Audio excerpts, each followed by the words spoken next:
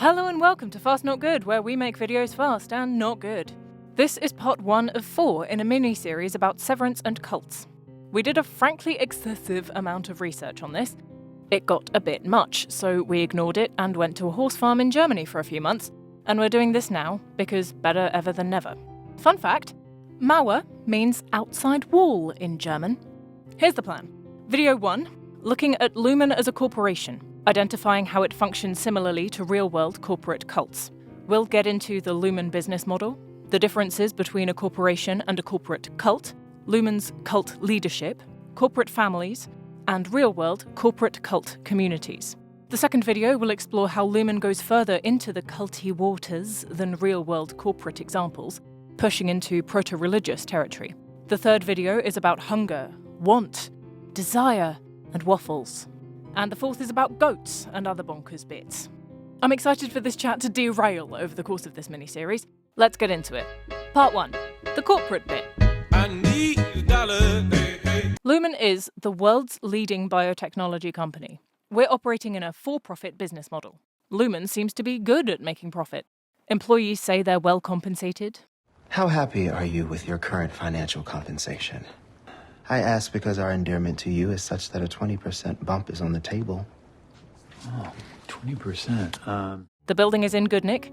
The company can afford to invest in fancy tables, custom paintings, bespoke watermelon carvers, and an underground goat farm. Lumon has cash to splash. How did Lumon get so profitable? What are they selling? Where is the money coming from?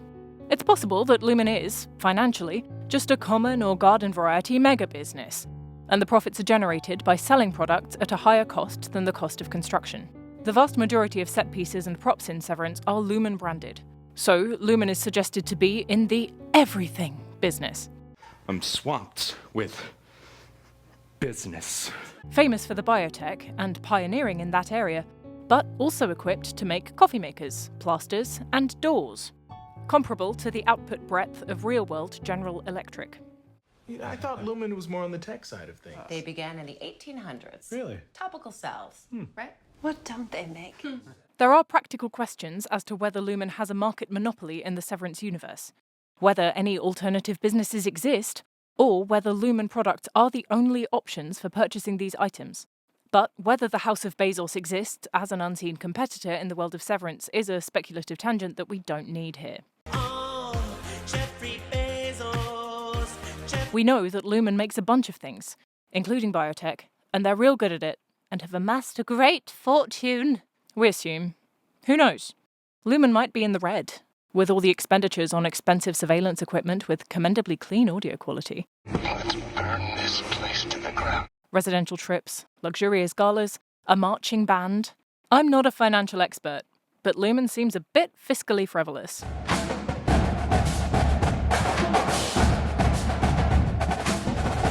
Anyway, Lumon probably gets a profit stream from this everything business. We can speculate on a profit stream from the biotech. The severance procedure is gratis for employees, but for folks like Gabby, perhaps brain chips cost a pretty penny. Part 2. What distinguishes a corporation from a corporate cult? Okay, so labels are wiggly. There's no hard wall separating the two. Most corporations engaging in cult-like practices probably wouldn't want us to call them that. Amanda Montell, in her terrific 2021 book Cultish, illustrates how cult-like powers, attributes, behaviours and practices grow out of language use. Cult-like signifiers are noticeable in, for example, some schools of yoga, some multi-level marketing businesses, and some big fashion brands. If the scholarly consensus on cult criteria is charismatic leaders, mind-altering behaviours, sexual and financial exploitation, an us versus them mentality toward non-members, an ends justify the means philosophy, an ends justify the means philosophy, an ends justify the means philosophy, an ends justify the means philosophy, an ends justify the means philosophy, an ends justify the means philosophy. Lumon ticks a lot of these boxes. Non-severed workers behave in peculiar ways, showing linguistic and behavioural codes altered to align with Lumon codes. The financial exploitative aspect is problematized by Lumon's status as an employer. Maybe the exploitation of the workforce, in a Marxist kind of sort of way, as in everyone selling their labour to a company for the company to profit from, is exploited. Maybe that's enough here. I'm not sure how best to comment on the us versus them mentality. There is a lot of this conditioning on the severed floor between the departments, but that's not what we're after. We see the animosity that Lumon critics show towards the company and severed workers. But I'm struggling to recall examples of Lumon-conditioned people exhibiting othering behaviours towards others. For me, that dynamic is mostly serving potential recruits more than outside threats. I don't know. And ends justify the means? Well, yeah. That culminates at the end of Season 2, where Drummond and Dr. Outside Wall are apparently morally reconciled with the idea of killing Jame. Kier. So, I reckon Lumon has some cultish characteristics. But let's stick with the specifics of corporate cultishness for now. Citing the work of business scholar Manfred F.R. Ketz-de-Vries, he's Dutch, I'm sorry, some red flags indicating that a company has become too cultish for comfort include too many pep talks, slogans, and the work is mysterious and important. sing-alongs, Kier, chosen one, Kier. code words, Break room. Hello, refiners. too much meaningless corporate jargon. Your tempers will rebalance quickly. Some organisations go further, creating and implementing conduct codes for employees. Lumon coaches all employees in Kier's 9 virtues. In the real world, the Ritz-Carlton luxury hotel chain requires employees to memorise, internalise and, on command, recite their 12 service values.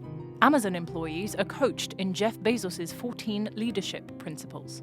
These principles are ingrained in the company's daily language, used in hiring, cited at meetings, and quoted in food truck lines at lunchtime. Some Amazonians say they teach them to their children. Employees recite them like mantras. As Pablo Christian says, the sheer repetition of hearing principles like customer obsession or dive deep made them start to creep into my own vocabulary, even though I resisted. It creates this culture where everybody tries to continually prove their belonging by speaking the corporate cult language. Lumon employees demonstrate this drive to prove community belonging by their frequent handbook quotes, citing Kier's core values, and framing work activities as in service to Kier. Mark S., at this time I confer upon you the freedom to serve Kier. I guess the point of deviation between Lumon and the real-world examples is that the Ritz commandments, the Ritz service values, and Bezos' commandments, principles, are worded in business lexicon, designed to craft a person into an effective corporate asset. Kier's commandments, principles, are character attributes. They're personal traits. They can be applied to business, sure, but they're more about sculpting every aspect of your personality. Kier's 9 dive deeper into selfhood and identity than Jeff's 14. Ex-Amazonians revealed repeated office maxims like, work comes first, life comes second, and trying to find the balance comes last. First of all, yikes. Second, this is another divergence. Kier's whole thing, and supposedly Lumon's whole thing, is balance. Severance chips are meant to enable work-life balance. Balancing the tempers. But balance seems to have a different meaning in Lumon speak. I'm not sure that work-life balance is optimised for Milchick doing all this overtime. Were the band rehearsals on company time or off the clock? And MDR's deliverables, refining particular innies based on particularly balanced tempers for particular scenarios, doesn't match any definition of balance I've encountered before. So Lumon has a lot of common features with real-world cultish corporations. But cults are normally associated with a leader figure. Who is leading the cult of Kier? Part 3. Who is the cult leader? Kier? And I shall whisper to ye dutiful Through the ages. Your work shall be my voice, your deeds my intentions, you will be my conduits. I'm in your axes and your pens. I will both die and survive in my legacy through you. You are my children and I am you and you become me and we will be together when you die. It's a weird one, innit? Because really, it's all the PR around Kier that maintains Lumon's mystique. The current CEO is Jame. Cult leaders are overwhelmingly charismatic, intriguing, compelling, Jame is... So, I guess Kier is the cult leader. Or rather, Kier's brand is held at the ideological peak of the Lumon corporate cult. Which is great, right? Maybe the board, maybe Natalie, maybe whoever in Lumon's powerful echelons can influence an enormous workforce in the name of Kier, with no accountability to the original leader because he's busy being dead. So it's a great setup. It's a bit of a self-perpetuating cycle at this point. The company is so well established, the brand is familiar, the reputation is formidable, if contentious, but I don't think anyone else is really in the running for the cult leader position. The leader of Lumon the company may be Jame, soon Helena, but the leader of Lumon the cult is still Kier. But the family line thing is important. Kier survives in blood and genes through the noble line of Lumon CEOs. So, what have we got about cults, corporations, and families? Part 4. Corporate family. Lumon was founded in 1865, so that's after the first big industrial revolution, mindful that revolutions are processes that don't fit tidily into year brackets. But yeah, it's after humanity figured out that pillaging the earth for coal provided industries with loads of energy. It's after the factory system of division of labour, and it's after the beginnings of industrial mechanisation. You know, making textiles with power looms instead of human hands. Textiles were never made of human hands. During the first industrial revolution, family firms were in the absolute majority. Most businesses, most successful businesses, were family enterprises. The culture was super different. There wasn't such a fuss about individual entrepreneurs. A family business, with parents and siblings and kids all contributing, was a much more practical model. The second industrial revolution, starting around the time of Lumon's origination, involved a bunch of radical new transportation systems. Over the next couple of decades, there were leaps in communication technologies and electricity. Kier's tenure as Lumon CEO was over these mega transformative years. Then, the Lumon line continues through Ambrose, Myrtle, Baird, Gerhardt, Pip, Leonora, Jame, and soon Helena, to the present day. This unbroken line of Lumon having an Egan CEO is, as far as I can tell, unparalleled in real-world examples. It's wild that a company with such a long history still has the founding family at its operational centre. Jame takes credit for making the chips. Helena, future CEO, talks in the gala marketing about her Egan identity. So Lumon is, in that way, a literal family business. The corporate family framework is much more recent, dating from around the 1990s, as mentioned in Dr. Steve Wilk's book, Corporate Family Matters. Wilk comments on how companies use family evocative frameworks and terminology with the motive of evoking loyalty in their staff. Then, in the 2010s, the concept of co-workers as family got more popular as millennials filtered into workplaces. Troop HR says millennials, as a generalization, have long been categorized as a generation wanting a sense of belonging and a real culture fit from their workplace. This led to the growth of well-known trendy workplace perks, like ping-pong tables, beanbags, and free coffee and snacks. But somewhere along the way, it also became common to hear workplaces describe themselves as family. Well, seems Lumon was ahead of the curve on this. Quick trip back to perpetuity.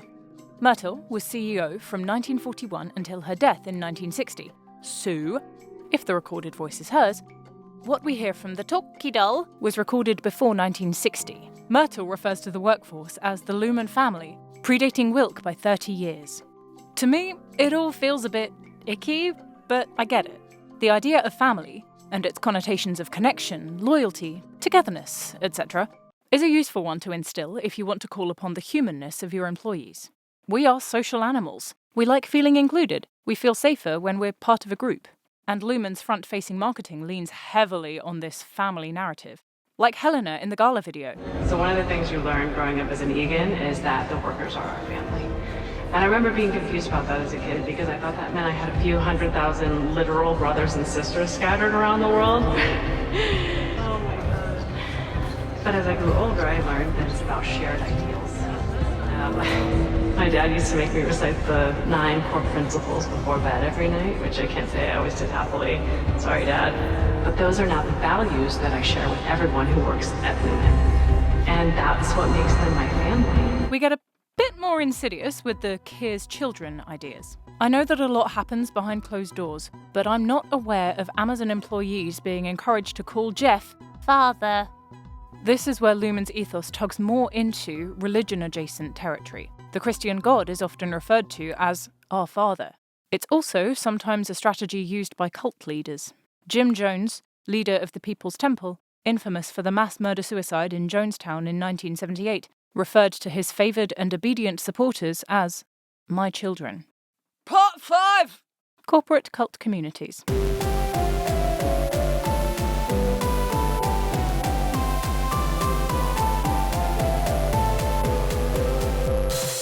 Okay, I'm nervous to discuss the House of Mouse, but I won't be silenced in fear of lawyerly wrath. Lawyerly! So, okay. The Walt Disney Corporation had a good go at founding corporate communities in the 1980s. I am not saying that the Walt Disney Corporation is a cult, but in the same ilk as some earlier examples, the corporation displays certain cult-like behaviours sometimes.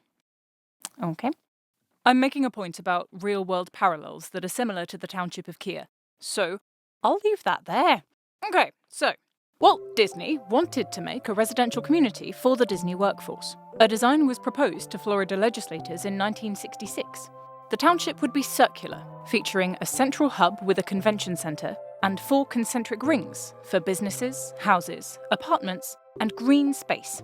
They wanted a monorail. It would be a fully equipped company town. All residents would be employed by the Disney Company or their affiliates. This was Epcot, the experimental prototype community of tomorrow. Walt unfortunately died soon after the township plans were proposed, and the Epcot company town never materialised. We instead have the Epcot Center at Disneyland, Florida. The Disney Corporation's next bash at a township was much more successful. Celebration, Florida, which at time of writing has 11,000 residents, was developed by the Disney Company. Walt and his team bought 27,000 acres in Osceola and Orange counties in the late 1960s. Later, after Walt's death, and during the huge success of the Disney Renaissance, the House of Mouse had a building boom in the 80s and 90s. They built resort hotels, the Disney MGM theme park, the Typhoon Lagoon water park, a nightclub district called Pleasure Island, tragically closed in 2008, and they designed the township of Celebration. The vision for Celebration was a unified community design with a small-town feel. Successful architects Jacqueline T. Robertson and Robert A. M. Stern spearheaded the project. 4,300 homes, 6 houses of worship, 2 public grade schools, a public library, shops, hotels, businesses, 40 public parks, and Celebration Place, an office space for the headquarters of Disney Divisions Incorporated's cruise line. Celebration Florida is still very much a thing. I can't find stats for the percentage of the population working for Disney and its associates, but it's really geographically convenient for employees at Disneyland, Florida, and for the cruise line. So maybe this was an inspiration for the Severance writing and design teams in the construction of Kier PE. I wasn't able to find an equivalent Walt statue mentioned in Celebration's town infrastructure, but Disneyland is literally right next door. So Kier Township has this Kier statue, the Kier name, mini Kiers on the car license plates. It's not Lumon, though. It is Kier, the person, the founder, not the company. That's enough of that! All right. So, with the longevity of Lumon Industries, the revered status of the mighty founder, the company's financial and material and people power, is the Severance universe commenting on the potential trajectory of free market corporate cult culture? I mean, yeah, a bit. But it's more, isn't it? And we will get into that next video, looking at how Lumon reaches into perhaps religious, perhaps cult territories. We'll be back to talk about cultish power mechanisms, indoctrination, scriptures, shrines, and probably some other bits. Bye!